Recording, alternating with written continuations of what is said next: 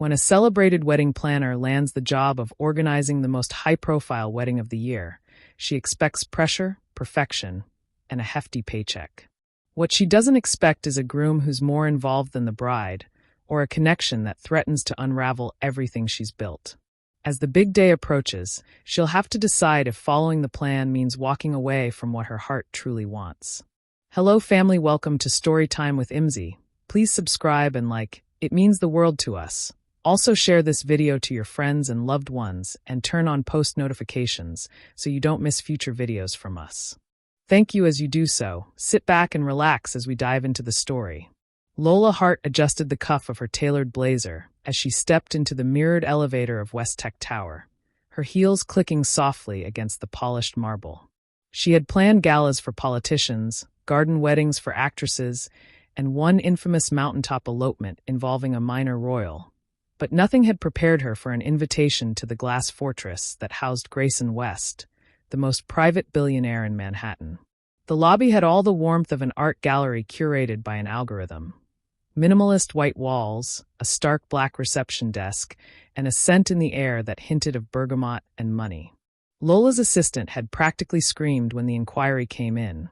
Not from a secretary or PR firm, but Grayson himself. That was rare. That was suspicious.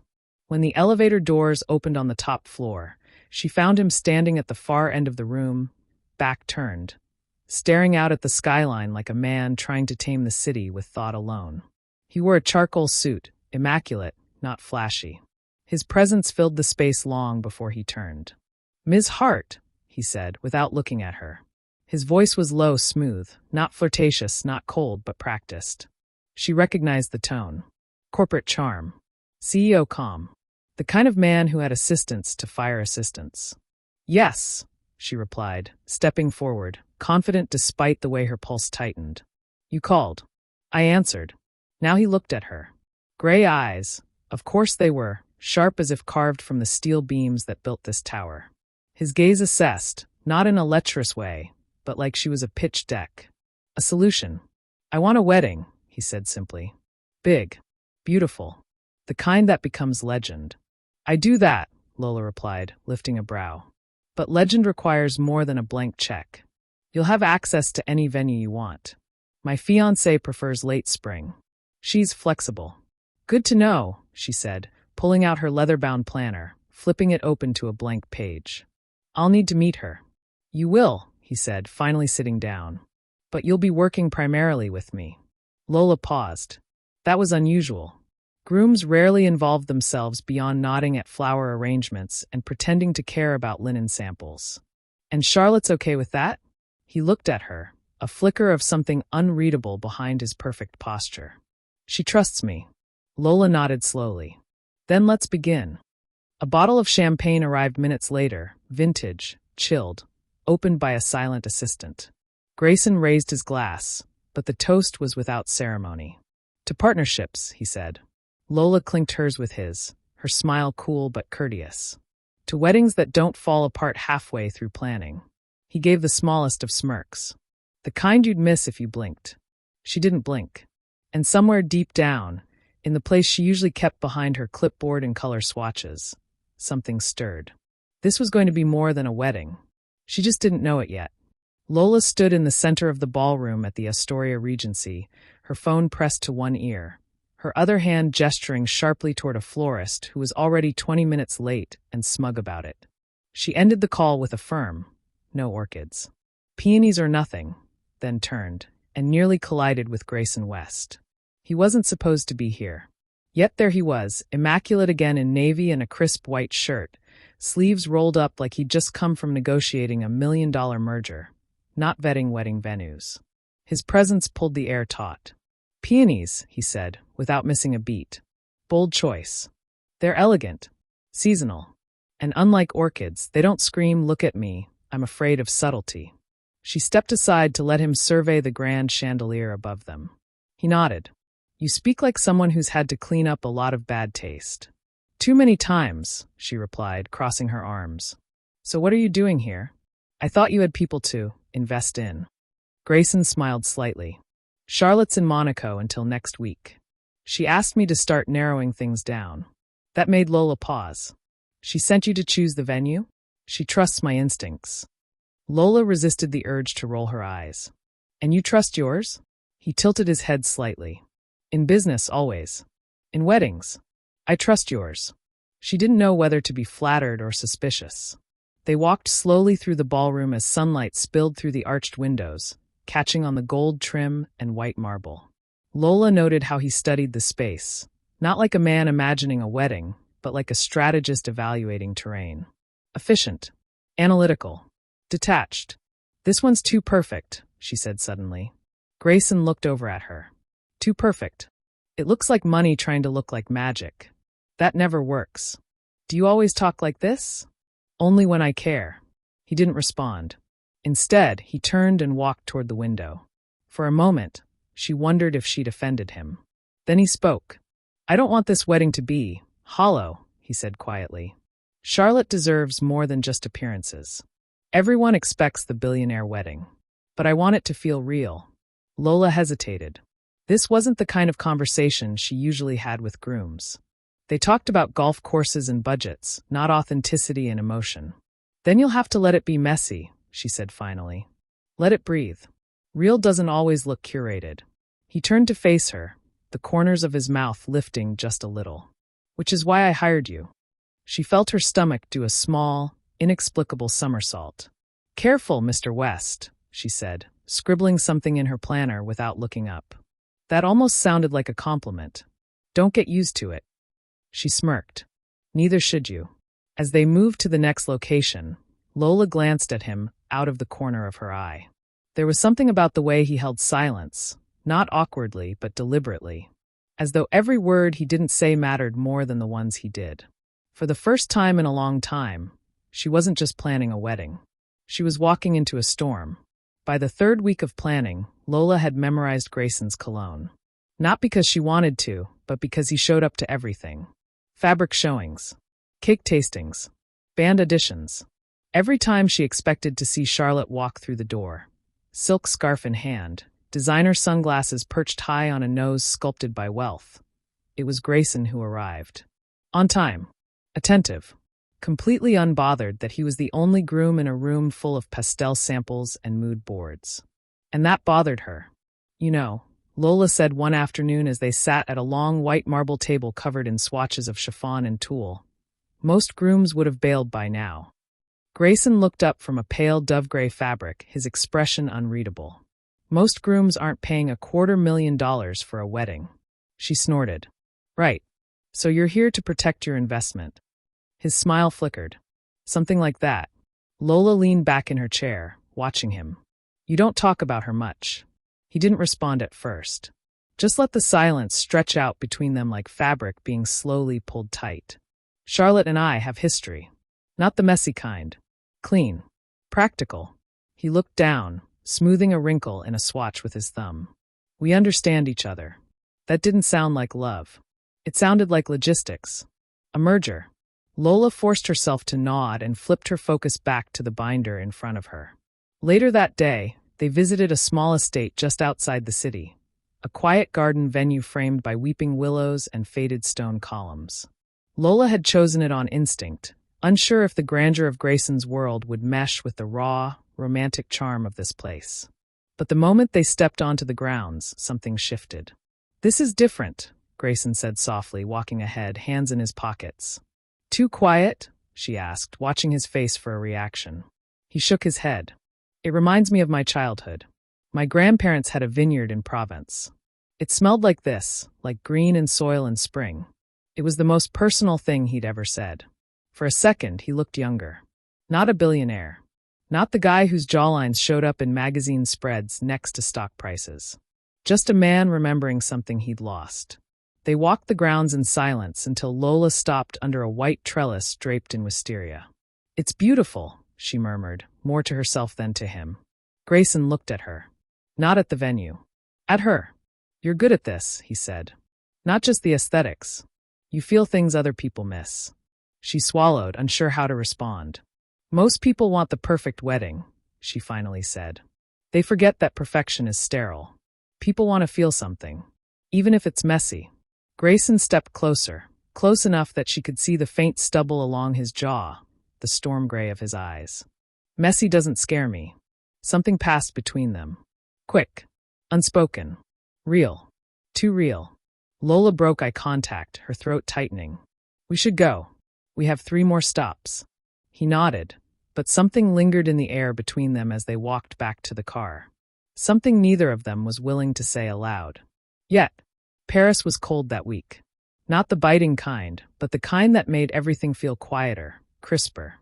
The Seine shimmered like liquid slate beneath overcast skies, and Lola tucked her scarf tighter around her neck as she stepped through the weathered wooden doors of Maison du Voile, the exclusive atelier where Charlotte's custom gown was being handcrafted. Only Charlotte wasn't there. Instead, Grayson stood near a dress form, sleeves rolled up, hands tucked into his pockets as though he had every right to be there. He turned at the sound of her heels, his face unreadable, though something behind his eyes flickered. Maybe relief. She sent me again, he said. Of course she did. Lola pulled out her notes and exhaled slowly. I hope she knows most brides would kill to be in this room. She's occupied. A vague answer. He didn't elaborate. He never did.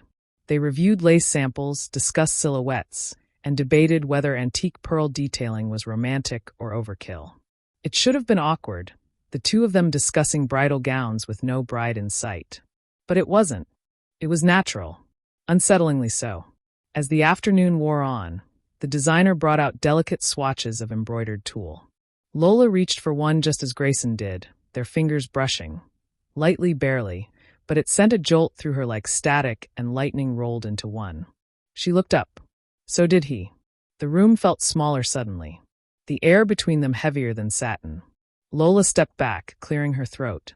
We should go over the schedule. He didn't move. Can I ask you something? She froze mid-page in her planner. When was the last time you planned something for yourself? He asked. Not a wedding. Not a launch. Something personal. Her hands stilled. She looked up slowly. That's not really in the job description. Grayson gave a half smile. That's not an answer. She hated that he saw through her so easily. She hated that she wanted him to. Later that night, over a late dinner in a quiet bistro tucked beneath flickering gas lamps, Lola tried to reset the boundaries. She talked about work, logistics, guest lists. But somewhere between the second glass of wine and the crème brûlée, they drifted into deeper waters. He told her about the vineyard in Provence, about his mother's death, about how he started building his empire not because he wanted wealth, but because he didn't want to rely on anyone ever again.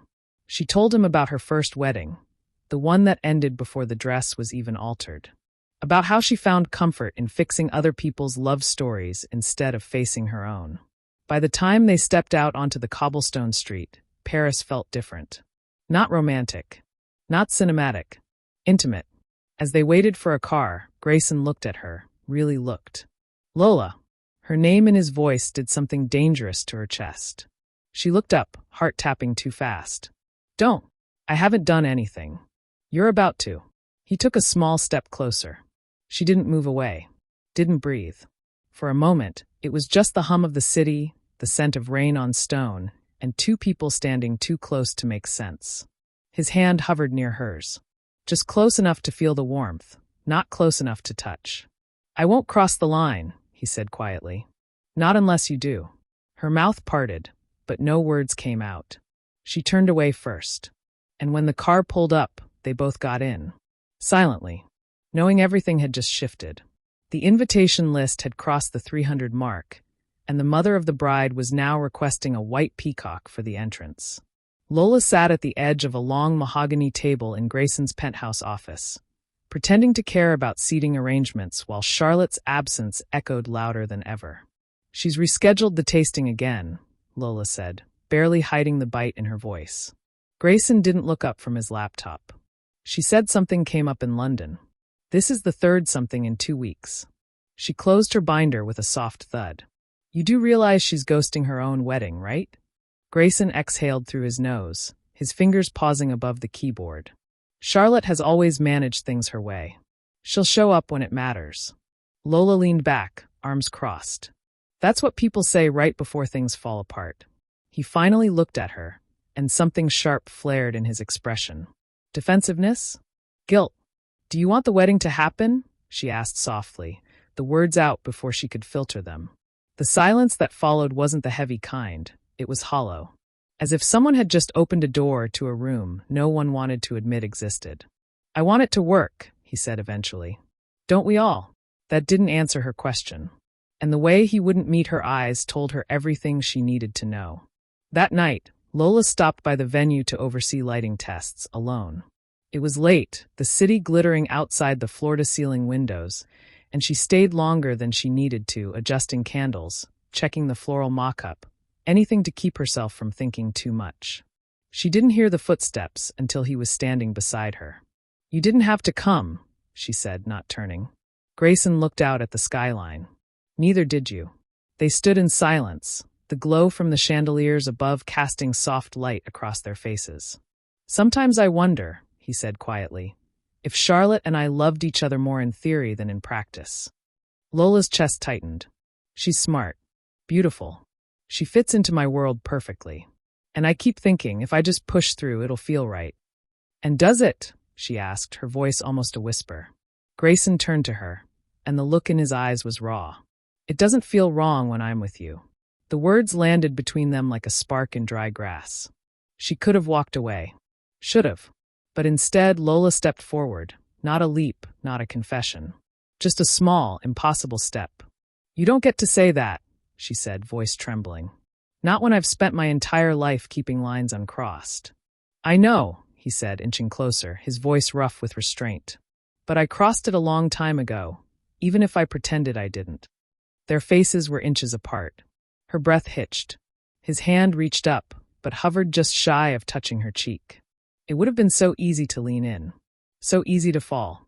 But a phone buzzed sharply between them, the spell snapping like a wire pulled too tight. Grayson stepped back. Checked the screen.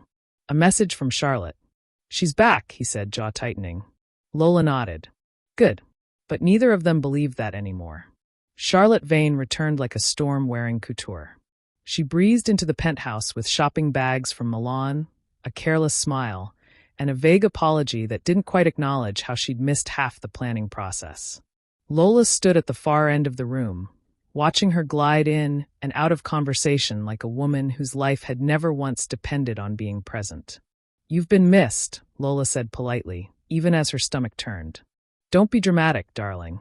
Grayson had it under control. Charlotte flashed her a smile that didn't reach her eyes, then turned to him. Didn't you? Grayson offered no reply. Lola excused herself early that day. She didn't need to be in that room to know what was happening. A performance. A pair of actors still reciting their lines long after the audience had left. That evening, just as she was packing up from a client call in her apartment, there was a knock. Grayson. No suit this time.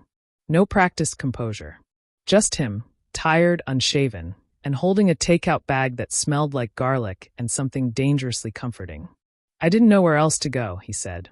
You shouldn't be here. I know. She let him in anyway. They sat on her worn leather couch, takeout containers between them, a quiet familiarity settling over the room. For a while, they didn't speak. Just ate, like people who'd done this before in another life. Then he said it. She ended it. Lola looked up, breath caught. What? Charlotte. She called off the wedding. He exhaled like it hurt and healed all at once. This morning. No screaming, no tears. Just honesty. She said she couldn't keep pretending. That she knew I didn't love her the way she needed. And that she didn't love me the way she used to. Lola felt the walls of her carefully built professionalism quake beneath her ribs. I'm sorry, she said, and she meant it, even if a part of her wasn't. She was right. He leaned back. We made sense on paper. Two people with the same rhythm. But we weren't in sync. We were just moving parallel.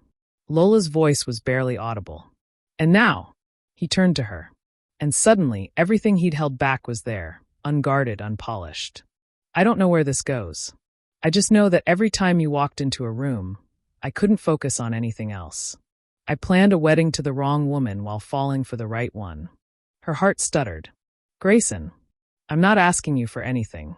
Not yet. I just needed you to know. The room held its breath. I crossed the line too, she whispered. But I kept pretending I hadn't. Their eyes met, and for once there was no restraint. No fear. Just two people finally standing in the middle of the truth. He reached for her hand, and this time she didn't pull away. The floral arch was flawless. White roses spilled like soft waterfalls over gold-trimmed trellises. Candlelight flickered down the aisle, casting a warm, romantic glow across a venue that had taken months and millions to perfect. A string quartet rehearsed quietly in the corner. Photographers hovered like bees around honey. There was only one thing missing: the bride. But no one was supposed to know that. Lola stood in the empty bridal suite, watching her reflection in the mirror. Her black dress was formal but simple, a deliberate contrast to the cascade of ivory she'd originally chosen for Charlotte. She hadn't cried. Not once. But her throat ached with the weight of everything she hadn't said aloud. She thought back to the moment earlier that week when Charlotte, perfectly coiffed, perfectly calm, had walked into Grayson's study and said the words, "We don't have to fake it anymore. No press release. No scandal. Just a pivot." The West Vane wedding was being rebranded as a charity gala, a tasteful, philanthropic twist spun by PR teams and social media managers. The story was simple, a joint decision to prioritize impact over optics. A celebration of generosity, not matrimony. The guests bought it. They came dressed in black tie, sipping champagne, donating millions to the Children's Education Foundation Grayson had founded years ago. If anyone noticed that the groom never walked an aisle and the bride never appeared in a dress, they didn't say it. Lola drifted through the event like a ghost, greeting donors, managing speeches, answering questions with a smile she could barely hold. Grayson was everywhere and nowhere all at once. A practiced host, laughing when necessary, never lingering. It was almost perfect. Until he found her, near the ballroom doors, hand resting on a crystal goblet she hadn't touched in an hour. "You okay?" he asked. She turned slowly. "You tell me." He glanced around, then motioned her to follow. They slipped into a side hallway, empty and quiet. The music muffled behind them like a party they no longer belonged to. "This was supposed to be a wedding," Lola said softly. "And instead we're playing pretend again." Grayson looked down. "I didn't want to make a scene. I didn't want the world to make it uglier than it had to be." "You mean you didn't want them to know we were in love?" His eyes met hers, no denial, no apology. "I wasn't sure if you were ready for what that would mean." "I wasn't," she admitted. "But I'm also not ready to keep pretending." The silence between them buzzed with 1,000 truths. The way he'd watched her in quiet rooms. The way she'd memorized his voice saying her name. The fact that even now, when everything should have been shattered, they still gravitated toward each other like something magnetic and inevitable. He took a step forward. "I don't want to pretend anymore." She looked up at him, really looked. Not the billionaire. Not the man with a canceled wedding. Just the person who had seen her, completely, and hadn't looked away. "Then don't." His hand found hers. No cameras. No guests. No silk gowns or choreographed vows. Just them. A wedding without a bride. A groom without a ceremony. And the beginning of something real. The Tuscan sun hung low, casting golden ribbons of light across the vineyard like nature's spotlight. It smelled like lavender and earth and ripening grapes. Lola knelt by a row of chairs, adjusting a silk sash as the wind lifted it gently off its knot. She tugged it tight, the motion automatic, precise. The wedding wasn't hers. She was here as the planner again. This time for a couple madly, messily in love, the kind who fought over dessert flavors and cried over music choices. Real. Honest. Beautiful in a way spreadsheets couldn't predict. Lola loved weddings like this. The ones that didn't care how perfect they looked, only how true they felt. She stood, brushing dirt from her hands, when she felt it, that familiar pull. A shadow behind her. A presence she hadn't expected. Or maybe she had. She turned. Grayson. No tux. No pretense. Just dark jeans, a white shirt rolled at the sleeves, and a small olive branch in his hand like he wasn't sure if he was making peace or asking permission. Her breath caught in her chest. He stepped forward. "I heard you were here. I figured if I waited until after the ceremony, you might actually listen." She didn't move. Didn't speak. Just stared at the man she had tried not to fall for. The man she had loved anyway.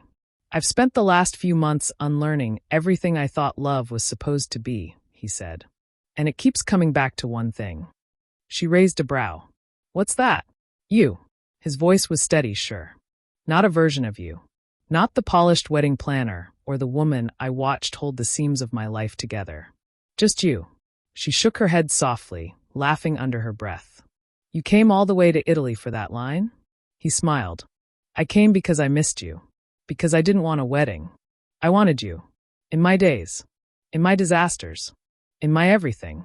He stepped closer, closing the space that had lived between them for too long. "I don't have a ring. I don't have a speech. I just have this stupid branch." He held it out, a peace offering in the form of an olive stem, trembling slightly in his hand. "And a promise that if you say yes, I'll never build anything again without making sure you're at the center of it." Lola blinked, tears brimming. Not the kind that broke. The kind that softened everything inside. She took the branch, held it, then whispered, "Yes." And for once, there were no guests, no gowns, no rehearsed vows. Just two people standing in a field in Tuscany. And a beginning. The real kind.